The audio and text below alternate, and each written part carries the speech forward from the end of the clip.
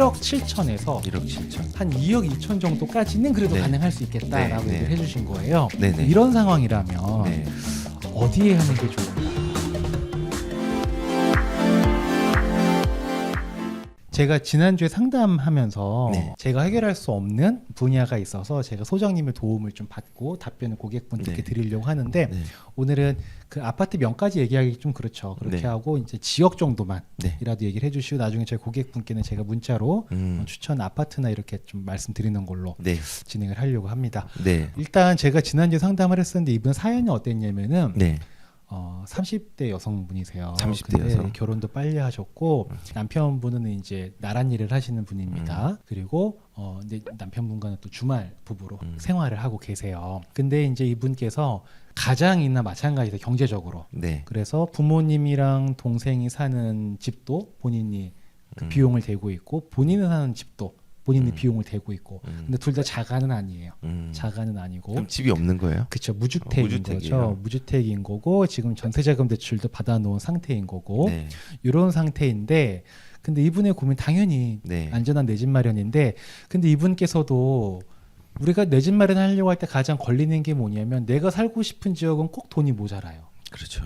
그래서 그냥 내가 살고 싶은 지역에 계속 전세를 옮기게 되거든요. 네. 근데 그러면서 하염없이 올라가는 집값 또는 불안한 집값의 변동으로부터 너무 큰 스트레스를 받는 거예요. 네. 그러니까 이거 스트레스를 좀 덜 받고 싶으신 상태이신 거죠. 그래서 제가 드렸던 말씀은 지금 이 여유자금으로 ETF 투자나 이런 것도 물론 좋겠지만 그것보다 일단 내가 살고 싶은 지역이든 아니든 네. 갭 투자를 먼저 해놓음으로 인해서 부동산 가격을 고정시켜 놔라. 네. 그러면 집값이 올라갈 때 같이 올라갈 테니까 덜 스트레스 받을 거다. 네. 그리고 뭐가 됐든 이제 그 목표에 맞춰서 자금을 운용하면 되지 않겠느냐. 네. 그래서 집값을 고정시키는 개념으로 갭 투자를 하시는 게 좋을 것 같습니다라고 제가 권해드렸어요. 이제 거기까지는 제가 할 수 있는데 네. 근데 이제 어디에다 할 거냐 이게 또 중요한 거잖아요. 네. 이왕 갭 투자 할 거면 그래도 자산 증식 가치가 있는 쉽게 말하면 좀 값이 올라갈 수 있는 여지가 있는 네. 쪽에 갭 투자를 해야 될 거잖아요. 네. 근데 이제 갭 투자를 하려면 또 중요한 게 금액대가 되죠. 그렇죠. 이분 같은 경우에는 전세자금 대출이 있어서 아마 그냥 갭 투자를 하면 전세자금 대출이 반환이 들어오잖아요. 그렇죠. 그래서 그거 상환하고 다 남는 갚아야죠. 금액 가능한 투자 재원으로 얘기를 해줘라 그랬더니 얼마예요? 1억 7천에서 1억 7천에서 맥시멈으로 막 보험 약관 대출도 받고 이것저것 딱 하면은 한 2억 2천 정도까지는 그래도 네. 가능할 수 있겠다라고 네, 네. 얘기를 해주신 거예요. 네네. 이런 상황이라면 네.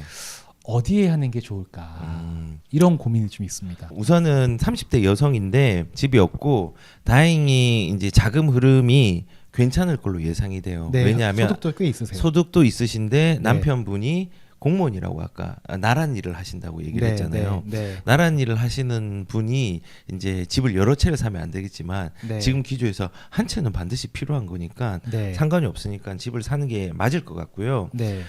그런 의미에서 지금 제가 집이 어디 사시는지 거주지를 모르기 때문에 네. 뭐 어디를 실거주로 해야 된다 이거는 상담을 못 해드리지만은 네. 지금 상황에서는 갭 투자를 해놔가지고 미리 선점을 할 수 있는 부분을 네. 인플레이션 대응도 좀 대응을 하시고. 하는 게 필요할 거라 생각해요. 다만 제가 이제 조금 아쉬운 거는 추가적으로 상담을 할 수 있는 거는 실거주가 될지 안 될지를 이제 기존에 있는 주택의 금액들을 확인을 해봐야 되는데 네. 그걸 확인을 못해서 실거주 여부는 조금 아쉬움이 있고 그러면은 이제 단순하게 갭 투자를 해야 되는 부분이 필요하고 네. 말씀하신 것처럼 갭 투자를 하려고 하면 전세자금 대출이 있으면 안 돼요. 음. 전세자금 대출을 만약에 있는 상태에서 갭 투자를 한다.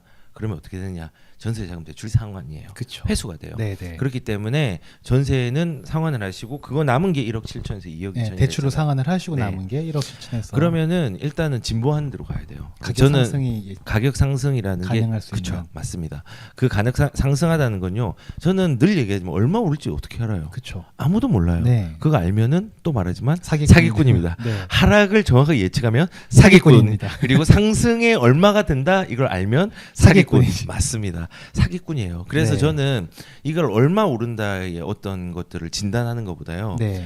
입지라든지 그 물건들이 변화가 되는 부분. 네. 특히 이제 수도권 같은 경우는 서울의 일자리를 얼마나 빠른 시간에 갈 수 있는가. 물리적으로는 좀 멀지만 그다음 시간적으로 얼마나 가까운 거예요. 교통이 잘 돼 있냐. 예를 들어 동탄. 네. 동탄은 향후에 물리적으로는 되게 멀죠. 네. 강남하고.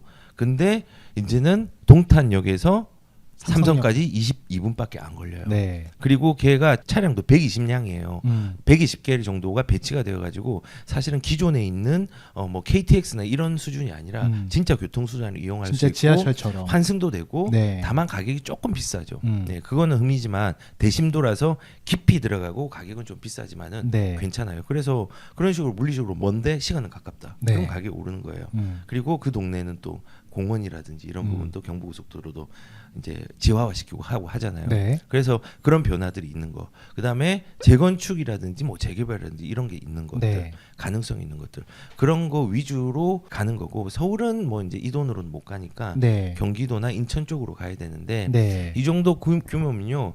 인천은 맨 마지막에 보시고 네. 경기도 쪽을 바라보는 게 이제 우선 좋아요. 음. 근데 저는 지금 생각하고 있는 게 우선은 첫 번째로는 수원 쪽도 지금 이 금액대로 진입을 할 수 있는 데가 있어요.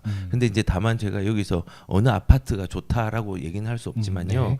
수원 같은 경우는 재개발 물건이나 재건축 물건은 이 돈으로 못 들어가는데 네. 이제 변화라는 것 중에서 제가 일자리의 연결성이 좋은 네, 게 필요하잖아요.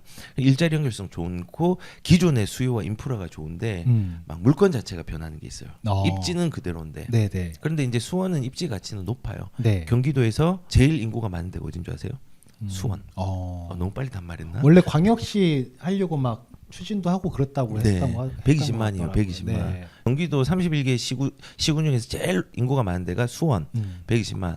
남쪽에서는 당연히 그러니까 수원이 많고 북쪽에서는 고양 100만이 넘어가니까 네. 예, 그렇게 되는 거예요. 그래서 제가 방금 수원 얘기했잖아요. 네. 그 수원 같은 경우 지금 물건의 변화는 있는데 입지의 어떤 기본 인프라가 일자리랑 연결이 잘 되는 아파트들이 있어요. 네. 그런 데서 일단은 진입할 수 있는 금액대고요.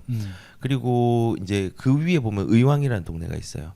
의왕도 물건 변화가 있고 입지 변화가 있는 데가 있어요. 네. 그런 입지 변화가 있는 데까지 한번 보시는 것도 저는 나쁘지 않을 거라는 생각이 들어요.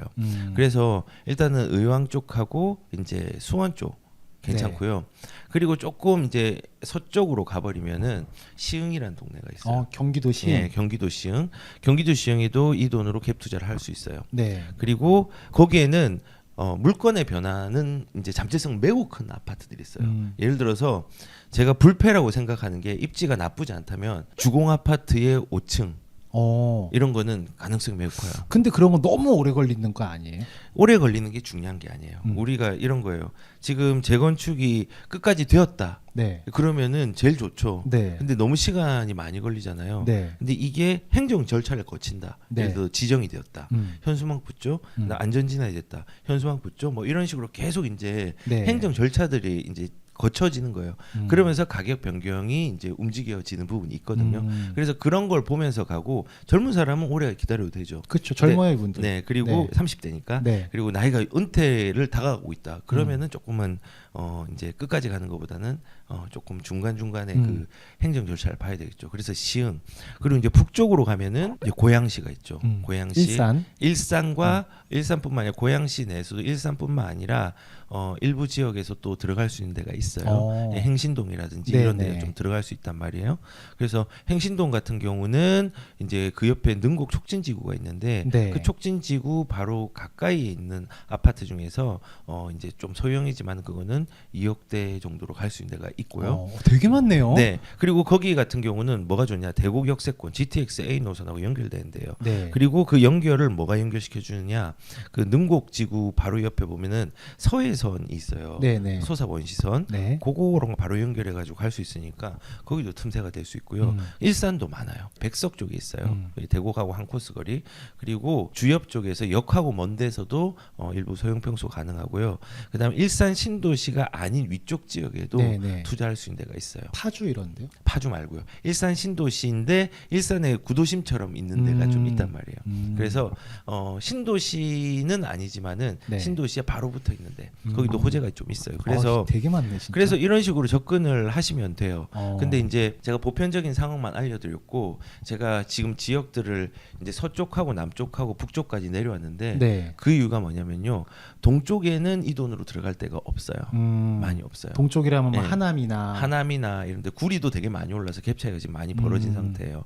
그리고 제가 서쪽하고 북쪽하고 남쪽 하는 이유는 집이 어디신지 모르겠지만 혹시나 실거주를 할 수 있을 것 같아서 실거주를 대비해서 그런 식으로 제가 이제 우선은 거주지 향후에 실거주로도 이제 가능성이 있을 수 있으니까 그렇네요. 그렇게 이제 안내를 드렸어요. 네, 아 너무 감사합니다. 저는 네. 소장님께 질문 드리기 전에 요즘에 집값이 원체 많이 올랐잖아요. 네. 그래서 1억 7천이라는 금액이 작지 않거든요. 네. 이 금액으로 과연 갭투자할 만한 좋은 물건지가 있을까 네. 걱정을 내심했는데 네. 괜한 걱정을 했네요. 예, 이제 2억 2천까지라고 얘기를 아까 했으니까 네. 그 범위 내에서 얘기를 드린 거예요. 그리고 이제 사실 만약에 무주택자라면 네. 지금 2억 2천이 있잖아요. 그러면 전세 자금 대출을 만약에 지금 갚고 돈이 네. 더 추가가 될 거잖아요. 그렇죠. 그러면은 실거주도 한번 생각해 봐야 될 것 같아요.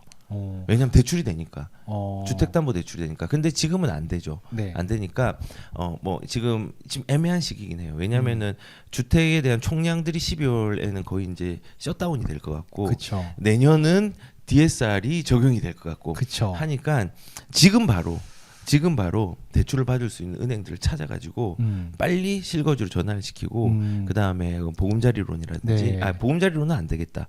소득이 높기 때문에 안 네, 되겠네요. 네, 맞아요. 그러니까 한 40% 받고 플러스 내가 지금 2억 2천이 있다고 했는데 여기에 플러스 한 2, 3억만 있어도 지금 실거주로 들어갈 때가 많거든요. 그러니까는 그렇게 해도 생각을 해보세요. 그러니까 이분 같은 사례는 지금 갭 투자만 볼 게 아니라 네, 실거주도 갭 투자 봐야 돼요. 5월 실거주 둘 중에 네. 하나를 잘 고민을 해봐야 될 네. 그런 상황이신 거네요. 예.